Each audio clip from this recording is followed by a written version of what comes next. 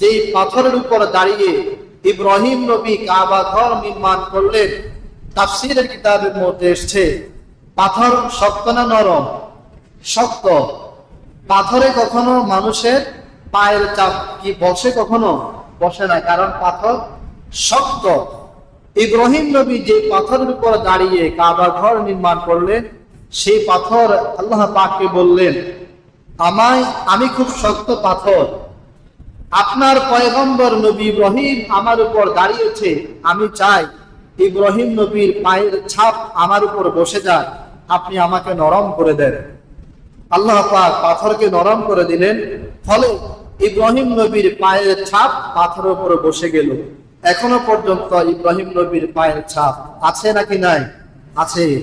ওই যে ইব্রাহিম নবীর পায়ের ছাপ পাথর নিয়েছে, এই জন্য পাথরকে আল্লাহ রাব্বুল আলামিন নিদর্শন স্বরূপ এখনো রেখে দিয়েছেন।